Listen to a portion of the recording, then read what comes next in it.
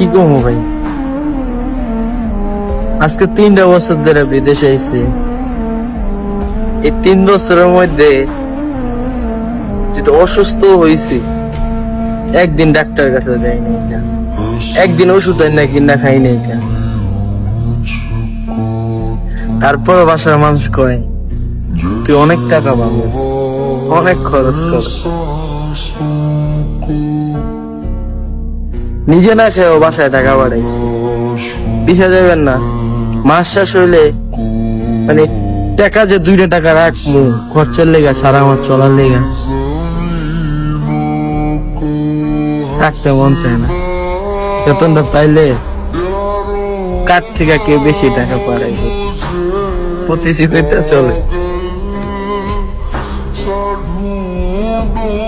সারাটা মাস কষ্ট করি, তারপর আবার বসে দেয় না ঠিক মতন টাকা। দুঃখ ভাই, বিদেশ আইছি, ভাবছি কত করবো, যাবো গা, শখে শখে আইছি, কান্দা কাটতে আইছি ভাই বিদেশ, কান্দা কাটতে আর বিদেশ ভাই। আমার দেশে যাওয়ার লেগে কান্দাস, নিজের ইচ্ছা আর যাইতে পারবো না। আইসি নিজ ইচ্ছায়, যাইতে হইব কার ইচ্ছা জানো, ফ্যামিলির ইচ্ছা। আর একটা প্রবাসী কখনো জানে না যে সে কবে যাইব, এক উপরওয়ালা ছাড়া জানে না। সে নিজেও জানে না সে বাচ্চা যাইব না মইরা যাইব।